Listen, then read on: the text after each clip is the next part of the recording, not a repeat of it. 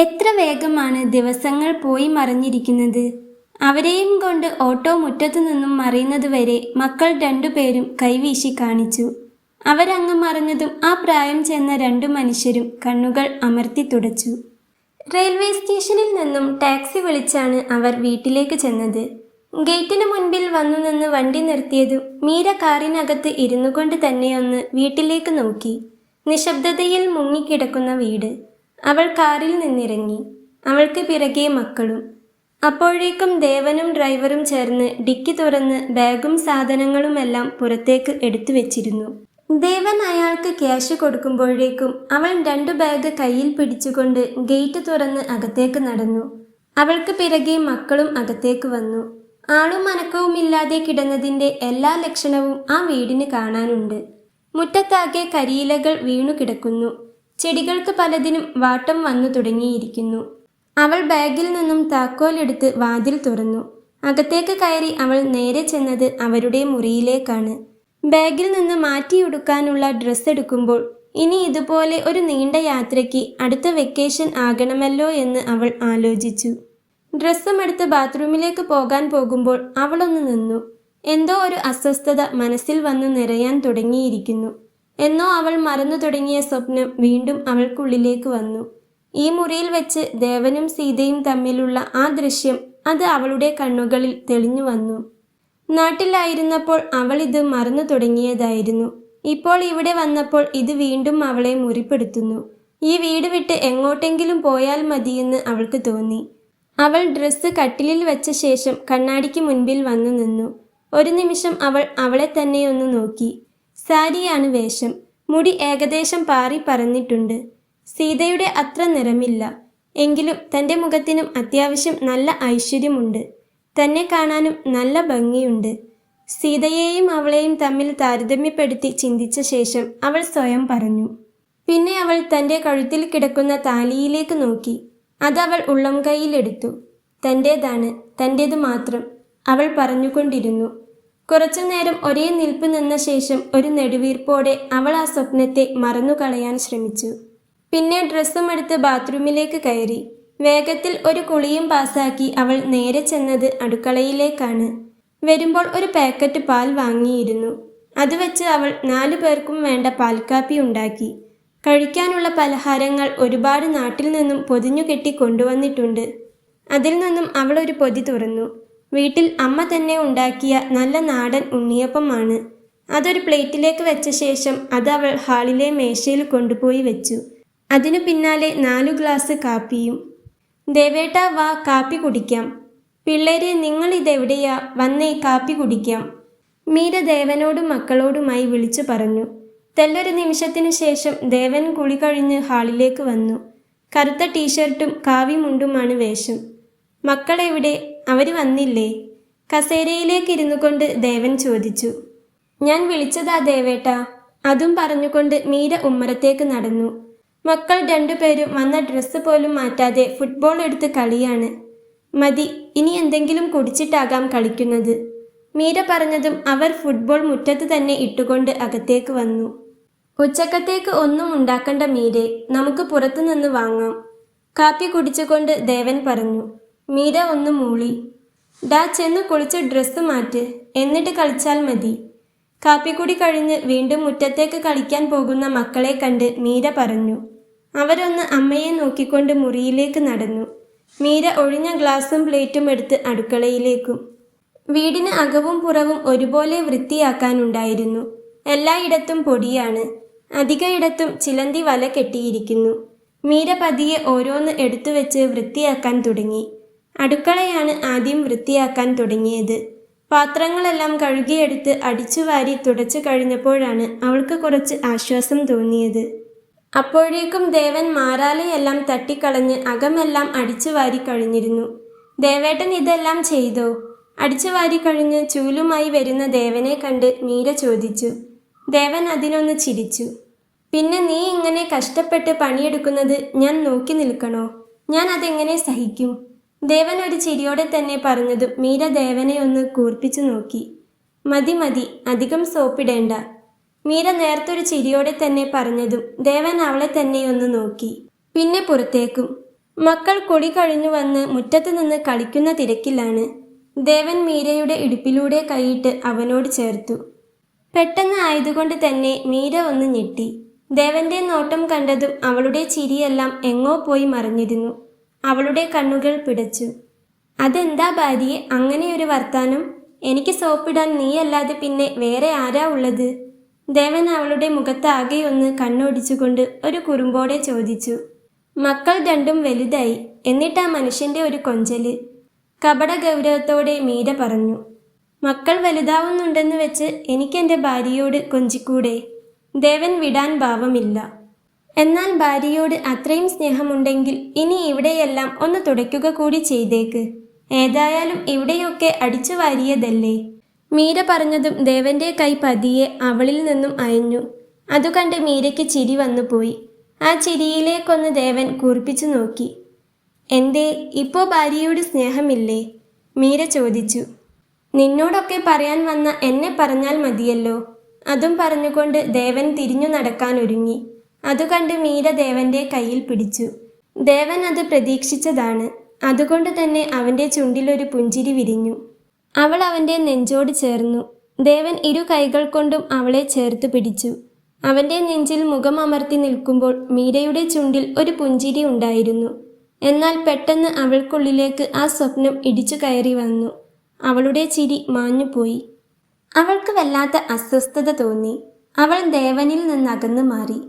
പണിയുണ്ട് ദേവേട്ട, ഞാൻ അങ്ങോട്ട് ചെല്ലട്ടെ പറഞ്ഞുകൊണ്ട് അവൾ അടുക്കളയിലേക്ക് നടന്നതും ദേവനൊന്ന് അവളെ നോക്കി. അവന് പ്രത്യേകിച്ചൊന്നും തോന്നിയില്ല. അവൻ ഫോണുമെടുത്ത് ഉമ്മറത്തേക്ക് നടന്നു. അടുക്കളയിലെത്തിയതും അവളൊന്ന് തിരിഞ്ഞു നോക്കി. ഉമ്മറത്ത് നിന്ന് ഫോണിൽ നോക്കുന്ന ദേവനെ കണ്ടു. അവളൊന്ന് ആഞ്ഞു ശ്വാസം വലിച്ചു. ഇതാരുടെയും തെറ്റല്ലെന്ന് തനിക്കറിയാം. പക്ഷേ ആ സ്വപ്നം അത് തന്നെ പിടിച്ചുലയ്ക്കുന്നുണ്ട്. എത്രയൊക്കെ ശ്രമിച്ചിട്ടും പലപ്പോഴും മനസ്സ് കൈവിട്ടു പോകുന്നത് പോലെ. ഇനിയും ആലോചിച്ചിരുന്നാൽ ശരിയാകില്ല. ആലോചിച്ചുകൊണ്ടിരുന്നാൽ ആലോചിച്ചുകൊണ്ടേയിരിക്കും. അതുകൊണ്ടവൾ വീടിനകമെല്ലാം തുടച്ച് വൃത്തിയാക്കാൻ തുടങ്ങി. പതുക്കെ ചെയ്താൽ മതി മീരെ, ഇവിടെ നമ്മളല്ലേ ഉള്ളൂ, ആരും ചോദിക്കാൻ വരില്ല. ആരോടോ ഉള്ള വാശിക്കെന്ന പോലെ വേഗത്തിൽ നിർത്താതെ തുടയ്ക്കുന്ന മീരയെ കണ്ട് അകത്തേക്ക് വന്ന ദേവൻ പറഞ്ഞു. അവളൊന്ന് ദേവനെ നോക്കി ചിരിച്ചു. പിന്നെ പതിയെ തുടയ്ക്കാൻ തുടങ്ങി. മക്കളെ നോക്കിക്കോ, ഞാൻ പുറത്തു പോവാ. എന്താ വാങ്ങേണ്ടത്? ഊണ് മതിയോ, ബിരിയാണിയോ? ദേവൻ ചോദിച്ചു. ബിരിയാണി വാങ്ങിക്കോ, മക്കൾക്ക് അതാ ഇഷ്ടം, മീര പറഞ്ഞു. എന്നാ ഞാൻ പോയിട്ട് വരാം. മുറിയിൽ ചെന്ന് ബൈക്കിന്റെ കീയുമെടുത്ത് ദേവൻ പുറത്തേക്ക് വന്നു. ദേവൻ ബൈക്ക് എടുക്കുന്നത് കണ്ടതും മക്കൾ അവന്റെ അടുത്തേക്ക് വന്നു. ഞങ്ങളും ഉണ്ടച്ചാ, അവർ പറഞ്ഞു. ദേവൻ അവരെയും കൂടെ കൂട്ടി. അവരങ്ങ് പോയതും ഉമ്മറത്ത് ചെന്നു നിന്നിരുന്ന മീര അകത്തേക്ക് വന്നു. വീടിനകമെല്ലാം തുടച്ച് വൃത്തിയാക്കി. അവസാനം ഉമ്മറത്ത് കൂടി തുടച്ചു കഴിഞ്ഞതും അവളൊന്ന് നെടുവീർപ്പിട്ടു. അപ്പോഴേക്കും ദേവനും മക്കളും തിരികെ വന്നിരുന്നു. മക്കളുടെ കയ്യിൽ ഐസ്ക്രീം ഉണ്ട്. വണ്ടിയിൽ നിന്നിറങ്ങിയതും അവർ ഉമ്മറത്തെ സ്റ്റെപ്പിൽ ഇരുന്നു കൊണ്ട് തന്നെ അത് കഴിച്ചു തുടങ്ങി. ഊണ് കഴിച്ചിട്ട് കഴിച്ചാൽ പോരായിരുന്നില്ലേ? മീര മക്കളോട് ചോദിച്ചു. അവരതിനൊന്ന് അമ്മയെ നോക്കി ചിരിച്ചു. ഇതിൽ ഐസ്ക്രീം ഉണ്ട് മീരെ, ഫ്രിഡ്ജിലേക്ക് വെച്ചേക്ക്, നമുക്ക് വൈകിട്ട് കഴിക്കാം. ദേവൻ മക്കളെ നോക്കിയൊന്ന് മീരയോട് പറഞ്ഞു. ഞങ്ങൾക്കും വേണം, അവർ രണ്ടുപേരും ഒരേ സ്വരത്തിൽ പറഞ്ഞു. നിങ്ങൾക്കുള്ളതല്ലേ നിങ്ങൾ കഴിക്കുന്നേ, ഇത് ഞങ്ങൾക്കുള്ളതാ, ദേവൻ പറഞ്ഞു. വൈകിട്ട് ഞങ്ങൾക്കും വേണം. എന്നാ വന്ന് ഭക്ഷണം കഴിക്കി, പറഞ്ഞു കഴിഞ്ഞ് ദേവൻ അകത്തേക്ക് നടന്നു. ഊണ് കഴിഞ്ഞ് പാത്രമെല്ലാം കഴുകി വെച്ചതും മീര പുറത്തേക്കിറങ്ങി. വീടിന് ചുറ്റും 4 ഭാഗവും കരിയിലകൾ വീണു കിടക്കുകയാണ്. അവളൊരു ഭാഗത്തു നിന്നും മെല്ലെ അടിച്ചു വാരി തുടങ്ങി. അപ്പോഴേക്കും ശബ്ദം കേട്ട് ദേവനും പുറത്തേക്ക് വന്നു. മീര ഒന്നും പറയാതെ തന്നെ ദേവൻ വേറൊരു ചൂലെടുത്ത് അടിച്ചു വാരാൻ തുടങ്ങി. ഇത് ഞാൻ ചെയ്തോളാം, ദേവേട്ടന് ഇത്തിരി നേരം കിടക്കായിരുന്നില്ലേ? മീര ചോദിച്ചു. അത് സാരമില്ല, ഇതു കഴിഞ്ഞിട്ട് നമുക്ക് ഒരുമിച്ച് കിടക്കാം, ദേവൻ മീരയെ നോക്കി ഒരു ചിരിയോടെ പറഞ്ഞു. ദേവേട്ട വേണ്ടാട്ടോ, കുറുമ്പ് കുറച്ച് കൂടുന്നുണ്ട്, ദേവനെ ഒന്ന് കൂർപ്പിച്ചു നോക്കിക്കൊണ്ട് മീര പറഞ്ഞു. രണ്ടുപേരും പരസ്പരം അങ്ങോട്ടും ഇങ്ങോട്ടും സംസാരിച്ച് അടിച്ചു വാരിയതുകൊണ്ട് വലിയ മടുപ്പ് തോന്നിയില്ല. അടിച്ചുവാരി എല്ലാം പിറകുവശത്ത് കൂട്ടിവെക്കുമ്പോഴാണ് കോളിംഗ് ബെൽ ശബ്ദം കേൾക്കുന്നത്. മീരയും ദേവനും ഒന്ന് പരസ്പരം നോക്കി. ദേവൻ ചൂല അവിടെ വെച്ചുകൊണ്ട് മുൻവശത്തേക്ക് പോകുമ്പോൾ മീരയും അവന് പിറകെ ചെന്നു. ദേവൻ ചെന്ന് നോക്കുമ്പോൾ മുറ്റത്ത് നിൽക്കുന്ന സീതയെ കണ്ടു. ആ ആരിത്, സീതയോ? ദേവൻ ചോദിച്ചു. അത് കേട്ടുകൊണ്ടാണ് മീര അവിടേക്ക് വന്നത്. എന്തെന്നറിയാത്തൊരു പ്രയാസം മീരയ്ക്ക് തോന്നി. കാരണം അന്ന് കണ്ട ആ സ്വപ്നം അത്രമേൽ തന്നെ പേടിപ്പെടുത്തുന്നതായിരുന്നു. ഇവിടെയാരും ഒരു തെറ്റും ചെയ്തിട്ടില്ലെന്നറിയാം. അതുകൊണ്ട് തന്നെ മീര സീതയെ നോക്കിയൊന്ന് പുഞ്ചിരിച്ചു. ഞാൻ ഇതിലേ പോയപ്പോൾ ഗേറ്റ് തുറന്നു കിടക്കുന്നത് കണ്ടു. നിങ്ങൾ വന്നോന്നറിയാൻ വിളിച്ചു നോക്കിയതാ, സീത പറഞ്ഞു.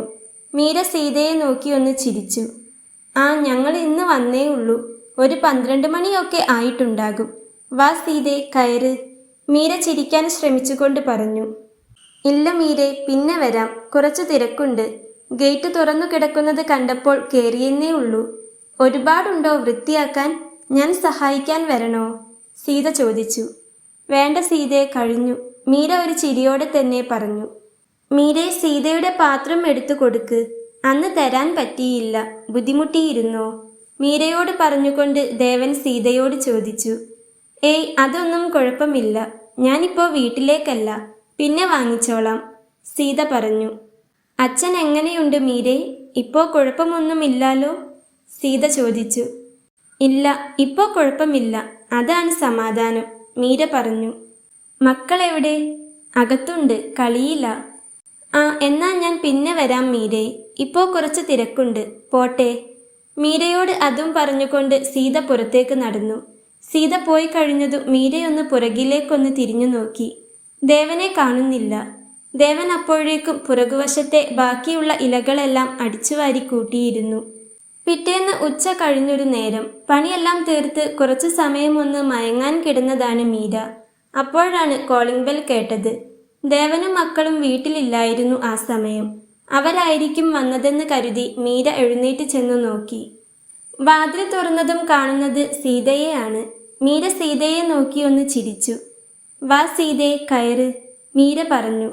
സീത ചിരിച്ചുകൊണ്ട് അകത്തേക്ക് കയറി. ഉറങ്ങുകയായിരുന്നോ നീ? മീരയുടെ മുഖം കണ്ട് സീത ചോദിച്ചു. ആ, ദേവേട്ടനും മക്കളും ഇവിടില്ല, പുറത്തുപോയി. വെറുതെ ഇരുന്നപ്പോൾ ഞാൻ ചെന്ന് കിടന്നതാ, മീര പറഞ്ഞു. വീടൊക്കെ വൃത്തിയാക്കിയോ? നല്ല പൊടിയുണ്ടാവുമല്ലേ? അത് പിന്നെ പറയാനുണ്ടോ? അകവും പുറവുമെല്ലാം കണക്കായിരുന്നു. ഇന്നലെ പിന്നെ അതായിരുന്നു പണി, മീര പറഞ്ഞു. വീണ്ടും അവരെന്തൊക്കെയോ സംസാരിച്ചിരുന്നു. പക്ഷേ അപ്പോഴൊക്കെയും വല്ലാത്തൊരു അസ്വസ്ഥത മീരയ്ക്ക് തോന്നുന്നുണ്ടായിരുന്നു. ഒരു വിധത്തിൽ അവൾ അതെങ്ങനെയൊക്കെയോ കൺട്രോൾ ചെയ്തു. ഞാൻ ചായ എടുക്കാം, പറഞ്ഞുകൊണ്ട് മീര അടുക്കളയിലേക്ക് ചെന്നു. അവൾക്ക് പിറകെ സീതയും. ചായയൊക്കെ കുടിച്ച് വീണ്ടും അല്പസമയം കൂടി സംസാരിച്ചിരുന്ന ശേഷമാണ് സീത വീട്ടിലേക്ക് പോയത്. പോകുമ്പോൾ സീതയുടെ പാത്രം കൊടുക്കുന്ന കൂട്ടത്തിൽ നാട്ടിൽ നിന്നും കൊണ്ടുവന്ന കുറച്ച് പലഹാരങ്ങൾ കൂടി കൊടുക്കാൻ മീര മറന്നിരുന്നില്ല. സീത അങ്ങ് പോയി കഴിഞ്ഞതും മീര ഉമ്മറത്തെ സെറ്റിയിലിരുന്നു. അവൾ അവളെക്കുറിച്ച് തന്നെ ഒന്ന് ആലോചിച്ചു നോക്കി. തനിക്ക് എന്തൊക്കെയോ മാറ്റങ്ങൾ സംഭവിക്കുന്നുണ്ട്.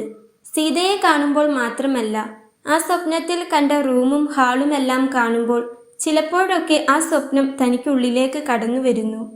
ആ സമയം താൻ അനുഭവിക്കുന്ന വെല്ലായ്മ പറഞ്ഞറിയിക്കാൻ പറ്റാത്തതാണ്.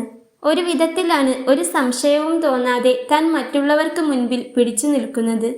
ആരോടെങ്കിലും ഇതൊന്ന് പറയാൻ പറ്റുമോ? പറഞ്ഞാൽ താൻ ദേവേട്ടനെ സംശയിച്ചെന്നെങ്ങാനും പറഞ്ഞാൽ അത് തനിക്ക് സഹിക്കാൻ പറ്റില്ല. കണ്ടതൊന്നും സത്യമല്ലെന്ന് തനിക്കറിയാം.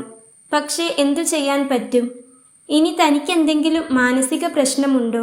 അതുകൊണ്ടാണോ തനിക്ക് ഇങ്ങനെയൊക്കെ തോന്നുന്നത്? എന്താണെങ്കിലും ഇതിനൊരു പരിഹാരം കണ്ടുപിടിച്ചേ മതിയാകൂ. അവൾ ഓരോന്നും ആലോചിച്ച് അങ്ങനെയിരുന്നു. എത്ര സമയം അങ്ങനെ ഇരുന്നെന്നറിയില്ല. ദേവന്റെ വണ്ടി മുറ്റത്ത് വന്നു നിന്നതും അവർ വണ്ടിയിൽ നിന്നിറങ്ങിയതൊന്നും അവൾ അറിഞ്ഞില്ല. എന്തോ ആലോചിച്ച് എങ്ങോ നോക്കിയിരിക്കുന്ന മീരയെ ദേവനൊന്ന് നല്ലവണ്ണം നോക്കി. എന്താ ഭാര്യയെ ഇത്ര വലിയ ആലോചന? ഞാനും മക്കളും വന്നതൊന്നും നീ അറിഞ്ഞില്ലേ? ഇങ്ങനെയാണെങ്കിൽ നിന്നെ ആരെങ്കിലും തട്ടിക്കൊണ്ടു പോയാൽ പോലും അറിയില്ലല്ലോ. ദേവൻ അതും ചോദിച്ചുകൊണ്ട് അവളുടെ തോളിൽ കൈവച്ചപ്പോഴാണ് മീര ചിന്തകളിൽ നിന്നും ഞെട്ടിയുണർന്നത്. നിങ്ങളെപ്പോ വന്നു? മീര ചോദിച്ചു. ഞങ്ങൾ വന്നിട്ട് കുറച്ചു നേരായി. നീ ഇതെന്താ ഈ ലോകത്തൊന്നുമല്ലേ? ദേവൻ ചോദിച്ചു. ഞാൻ എന്തോ ഓർത്ത് അങ്ങനെ ഇരുന്നു പോയി, മീര പറഞ്ഞു. അതുതന്നെയാ ഞാനും ചോദിച്ചേ. എന്താ നിനക്ക് ഇത്രമാത്രം ആലോചിക്കാൻ? ഞാനും കൂടി അറിയട്ടെ. എന്താണേലും പറയ്. ദേവൻ അവളുടെ മുഖത്തേക്ക് നോക്കിക്കൊണ്ട് ചോദിച്ചു. ഏയ്, അങ്ങനെ പറയാൻ മാത്രം ഒന്നുമില്ല ദേവേട്ടാ. അത് വേറെന്തോ. മീര തപ്പിത്തടഞ്ഞുകൊണ്ട് പറഞ്ഞു. എന്തേ, നാട്ടിലെ കാര്യം ആലോചിച്ചോ? ദേവൻ അവളുടെ തോളിലൂടെ കൈയിട്ടുകൊണ്ട് ചോദിച്ചു.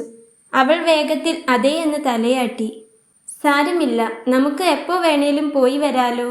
ഇത് കുറച്ചധികം ദിവസം നിന്നില്ലേ, അതുകൊണ്ടാ. സാരമില്ല, വെക്കേഷൻ ആകാൻ കാത്തു നിൽക്കണ്ട.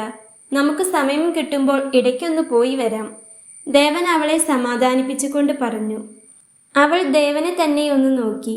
പിന്നെ അവൻ്റെ തോളിലേക്ക് ചാരി കണ്ണുകൾ അടച്ചു കിടന്നു. ദേവനെക്കുറിച്ച് ആലോചിക്കുമ്പോൾ അവൾക്ക് സങ്കടം വരുന്നുണ്ടായിരുന്നു. ഇത്രയും പാവമായ മനുഷ്യനെക്കുറിച്ചാണ് താൻ അങ്ങനെയൊരു സ്വപ്നം കണ്ടതെന്ന് അറിഞ്ഞാൽ, അതിൻ്റെ പേരിലാണ് താൻ ഇങ്ങനെ ടെൻഷൻ അടിച്ച് നടക്കുന്നതെന്നറിഞ്ഞാൽ എന്തായിരിക്കും ദേവേട്ടൻ്റെ അവസ്ഥ? അവൾക്ക് ആലോചിക്കുമ്പോൾ സങ്കടവും പേടിയും തോന്നി. അവൾ ഒന്നുകൂടി അവനോട് ചേർന്നിരുന്നു. അവൻ പതിയെ അവളുടെ നെറുകിലൂടെ തലോടി. പിന്നീട് പലപ്പോഴും അവൾക്കുള്ളിലേക്ക് ആ സ്വപ്നം അതീവ ശക്തിയിൽ ഇടിച്ചു കയറി വന്നു. പലപ്പോഴും അത് തന്നെ വീണ്ടും വീണ്ടും സ്വപ്നം കണ്ടു. ഉറക്കത്തിൽ അവൾ ഞെട്ടിയുണർന്നു. എപ്പോഴും ഇതേക്കുറിച്ച് തന്നെ അവൾ ചിന്തിച്ചിരിക്കാൻ തുടങ്ങി. ചില സമയങ്ങളിൽ ഒട്ടും സംസാരിക്കാതെയായി. ദേവൻ ഇതെല്ലാം ശ്രദ്ധിക്കുന്നുണ്ടായിരുന്നു. ഒരു ദിവസം ദേവൻ അവളോട് ചോദിച്ചു. മീരെ, ശരിക്കും തനിക്ക് എന്തെങ്കിലും ടെൻഷൻ ഉണ്ടോ? എന്നോട് പറയാത്ത എന്തെങ്കിലും ആവലാതി നിനക്കുണ്ടോ? മീര അതിനൊന്നും പറഞ്ഞില്ല. ദേവനെ തന്നെ ഒന്ന് നോക്കി. പറ മീരെ, എന്താണെങ്കിലും പറ. എന്തിനും ഞാനില്ലേ കൂടെ? ദേവൻ പറഞ്ഞു. അറിയില്ല ദേവേട്ട, എന്തോ എനിക്കിവിടെ നിൽക്കാൻ വയ്യ. ഈ വീട്ടിൽ നിൽക്കുമ്പോൾ എനിക്ക് ശ്വാസം മുട്ടുന്നു. ഉറങ്ങാൻ പറ്റുന്നില്ല. ആകെ ഒരു വല്ലായ്മയാ. നമുക്ക് ഇവിടെ നിന്നും എങ്ങോട്ടേലും പോയാലോ? നാട്ടിലേക്ക് തന്നെ പോയാലോ? അവൾ ചോദിച്ചതും ദേവന്റെ പുരികം ചുരുങ്ങി. എന്താ ഇപ്പോൾ ഇങ്ങനെ തോന്നാൻ? ദേവൻ ചോദിച്ചു. അറിയില്ല, പക്ഷേ ഇവിടെ ഒട്ടും പറ്റുന്നില്ല, മീര പറഞ്ഞു. നിനക്ക് നാട്ടിൽ പോയി നിൽക്കണമെങ്കിൽ നീ കുറച്ചു ദിവസം ചെന്നു നിന്നോ. മക്കളുടെ സ്കൂളിൽ ലീവ് പറഞ്ഞാൽ മതിയല്ലോ. ഇപ്പോൾ ലീവ് കഴിഞ്ഞ് ഇങ്ങോട്ട് വന്നതല്ലേ ഉള്ളൂ. എനിക്ക് പെട്ടെന്ന് ലീവ് കിട്ടുമെന്ന് തോന്നുന്നില്ല. ഞാൻ ഇവിടെ നിന്നോളാം. നീയും മക്കളും പോയിട്ട് വാ. ദേവൻ പറഞ്ഞത് മീര അവനെ തന്നെയൊന്ന് നോക്കി. വേണ്ട, ദേവേട്ടനില്ലാതെ ഞാൻ എങ്ങും പോവില്ല. ദേവേട്ടൻ ഉണ്ടെങ്കിലേ പോകൂ. ഇല്ലെങ്കിൽ വേണ്ട. ദേവേട്ടൻ കൂടെയില്ലാതെ എനിക്ക് പറ്റില്ല. പറഞ്ഞുകൊണ്ട് അവൾ ദേവന്റെ നെഞ്ചിലേക്ക് ചേർന്നു. പറയുന്നത് കേൾക്ക് മീരെ, എന്നെ നോക്കണ്ട. നിനക്ക് ഇവിടെ നിന്നും മാറി നിൽക്കാൻ തോന്നുന്നുണ്ടെങ്കിൽ കുറച്ചു ദിവസം അവിടെ പോയി നിന്നോ. എനിക്കൊരു ബുദ്ധിമുട്ടുമില്ല. ദേവൻ അവളുടെ നെറുകിലൂടെ തലോടിക്കൊണ്ട് വീണ്ടും പറഞ്ഞു. വേണ്ടെന്ന് പറഞ്ഞില്ലേ.